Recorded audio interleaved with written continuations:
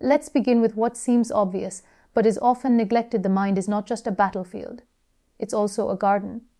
Whatever you allow in, consciously or unconsciously, begins to shape what grows. Discipline, therefore, doesn't start with force or rigidity. It starts with awareness. And the first step in disciplining your mind is taking control of what you allow into it. You see, our mental environment is constantly under construction. Every conversation we have, every scroll through social media, every news headline we consume, every voice we give our attention to, these things don't just pass through us. They settle. They take root. Some build us, others quietly chip away at our self-worth, our clarity, our focus. The philosopher Epictetus once said, "You become what you give your attention to." In modern terms, if you're feeding your mind chaos, don't be surprised when your inner world feels chaotic. If you're constantly absorbing fear, anger, comparison, or noise, you will eventually start speaking the language of those emotions. The mind mirrors its environment. So on day one, before we even attempt to train the mind we must clean the space. And that begins with asking yourself, what am I allowing into my mental space? Who am I letting speak into my life? Are the shows I binge, watch on autopilot building my sense of purpose or numbing it? Is that Instagram feed inspiring me to grow or simply making me feel less than enough? These aren't trivial questions. These are the filters through which discipline begins. You don't need to make drastic changes all at once. Begin by observing. Turn off the background noise for a moment and just notice what thoughts come up. You may find that your brain is still running on yesterday's arguments, last week's self-doubt, or stories that don't even belong to you. That's not your failure. That's your programming. But what's programmed can be reprogrammed. Once you've begun to observe, you have to act. Detox your inputs. For 24 hours, just one day, commit to consuming only what nourishes you. Read something that challenges your thinking. Listen to a podcast that elevates your spirit. Engage in a conversation that stretches your perspective instead of shrinking it. Silence can be one of the most profound inputs you allow in. It forces the mind to speak its truth, not the world's noise. Now, this isn't about ignoring reality or pretending the world is a perfect place. It's about choosing your mental diet with the same care you'd choose what to feed a recovering body. If you wouldn't serve poison to someone trying to heal, why serve it to your mind? If your goal is strength, focus, and clarity, then your inputs must reflect that intention. There's also a psychological dimension to this. Studies in cognitive behavioral therapy and neuroplasticity show that our brains are incredibly adaptable. They respond to repetition, to emotion, to what we focus on most frequently. If you're repeatedly consuming stories of failure or danger, your mind becomes wired to expect those outcomes. If you feed it encouragement, learning, hope, it starts seeking those paths instead. Your inputs become your mental compass. But let me be clear, this is not always comfortable. You may find that some of your most frequent inputs are also your most familiar comforts. The late night scrolling that distracts you from loneliness, the self-deprecating humor that shields you from vulnerability, even certain relationships that keep you bound in a version of yourself you've long outgrown. Discipline means recognizing those patterns not with judgment, but with courage. The courage to say, this isn't helping me grow, and I choose something better. Because ultimately, discipline is not about restriction, it's about alignment. It's not about silencing your desires, but about guiding them towards something greater. And day one is your declaration that your mind is not a dumping ground for the world's chaos. It's sacred ground. It deserves better. When you begin filtering what you consume, you create space for intention, for creativity, for presence. You begin to think more clearly because you're not drowning in noise. You begin to feel more grounded because your thoughts are rooted in truth, not trends.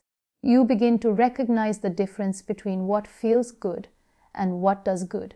And here's the beauty of it: when you discipline your inputs, you don't just change your mind, you change your life, because thoughts become beliefs, beliefs become behavior, and behavior becomes destiny. So start there. Today, guard the gates of your mind like your future depends on it, because it does. Because if you can master what enters your mind, you've already begun to master what comes out of it. Now that you've taken control of what enters your mind, cleared the space, filtered the noise, the next step is to train what happens inside of it. Think of this as day 2. The day your mind begins to learn discipline not through control, but through direction. Here's a truth that sounds simple, but carries deep power. Your attention is your life. Where your attention goes, your energy follows. And over time, where you consistently place your attention becomes your identity. Most of us think our thoughts are automatic, and yes, they often feel that way. But the deeper truth is that thought patterns are not just habits, they are the result of focus that was either intentional or accidental. So let's ask the honest question, who's driving your focus? Is it you? Or is it your environment? Your impulses? Your fears? Because if you don't take hold of your focus, something else will. Always. Psychologically, focus is not a static state, it's a muscle. Neuroscience shows that the more you direct your attention deliberately, the more efficient your brain becomes at filtering distractions. That's neuroplasticity in action. The brain adapts to your will, but only if you engage it. And this is why discipline isn't about rigidity. It's about learning to direct your attention with purpose. Not all the time, but intentionally, even in short moments. That's where your power lies. Let me give you a very practical picture. Imagine trying to carry water in your hands. If your focus is scattered, leaking through every finger, you will carry nothing. But if you learn to contain it, to narrow it into a channel, you can move mountains with the smallest amount of effort. That's the difference between a distracted mind and a disciplined one. The first is constantly busy. The second is deeply effective. So what does this look like in real life? On day 2, I want you to practice directing your mind consciously, even if only for a few minutes. Sit with your thoughts. Don't run from them. Don't reach for your phone. Don't escape into distractions. Just be still. Focus on one breath, one thought, one task.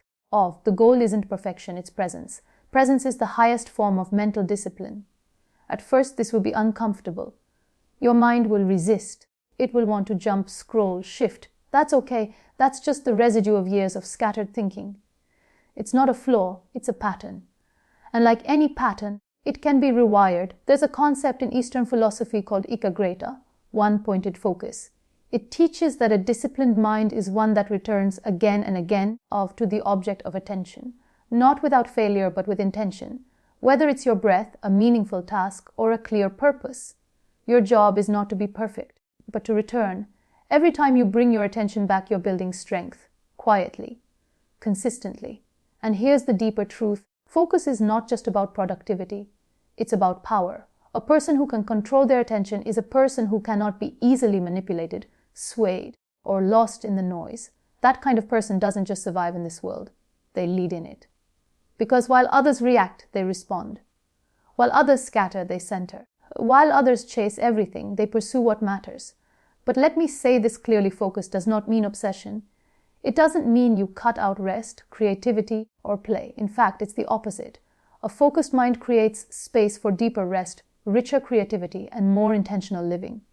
Discipline, when understood correctly, is deeply liberating. And sometimes focusing means saying no.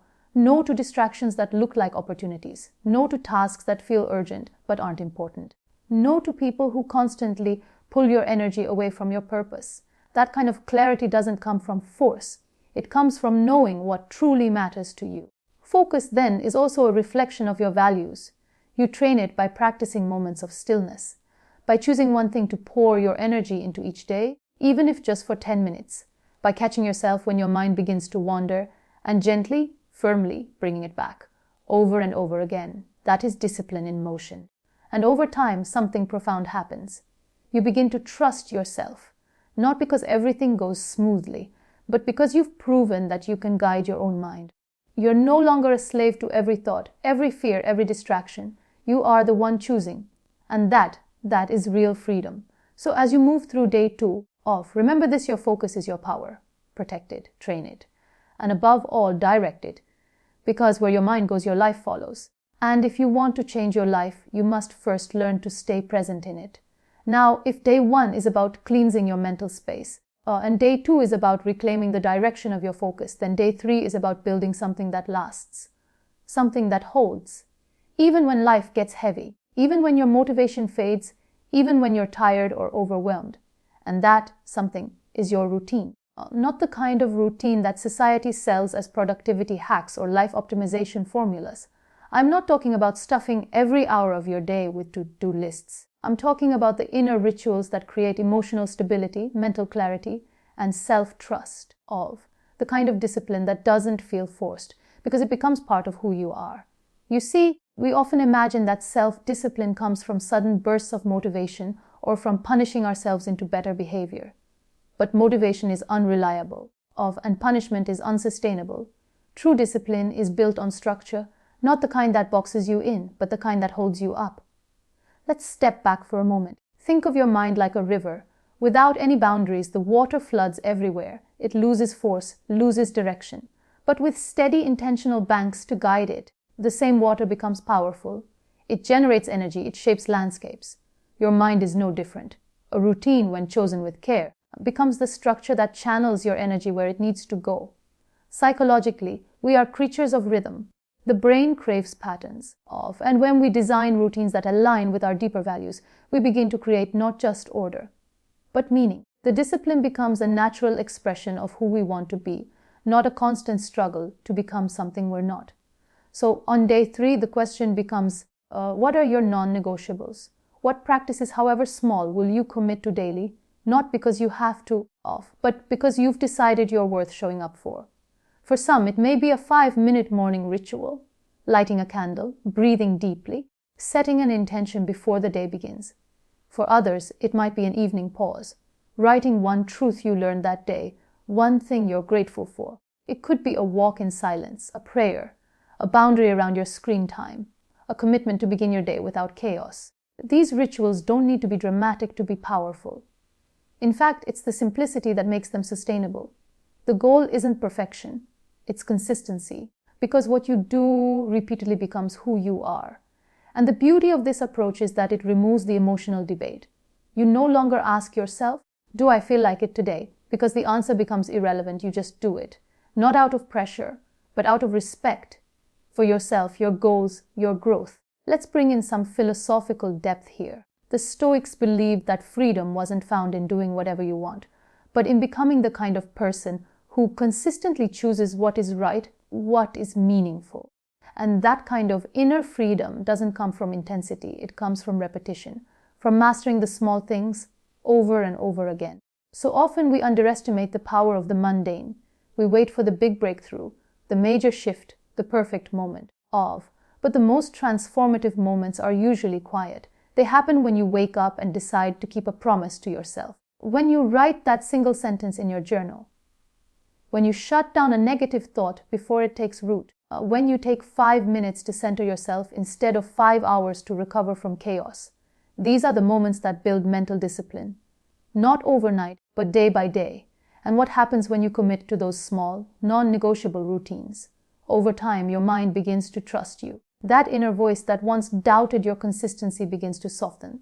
You become reliable to yourself. And that self-reliability becomes a foundation stronger than willpower, stronger than motivation. It's the quiet confidence that says, I may not control everything around me, but I am not at the mercy of it either. It's also important to recognize that a disciplined routine doesn't mean rigid control. Life will still happen. You'll still have off days, difficult emotions, unexpected challenges. But when your inner world is structured, you bounce back faster. You don't fall apart every time something doesn't go to plan because you have an anchor. Your routine becomes a place of return, a reminder of who you are and what you're building. This is what day 3 is about, locking in that anchor, crafting your life around a set of rituals that reflect your values, not because you're trying to prove something, but because you're nurturing the person you're becoming. And that person doesn't need perfection. They need rhythm. They need repetition. They need a quiet kind of strength, the kind that shows up every day in small but sacred ways. So as you step into this final day, ask yourself honestly, what are the few things I can do daily to remind myself of my power? Start there. Not with 20 new habits, but with 1 or 2 that truly matter to you. Let them ground you. Let them guide you. Let them become the heartbeat of your discipline. Because in the end, a disciplined mind is not built in moments of inspiration, but in the quiet, repeated choices that say, I will not abandon myself. Not today again,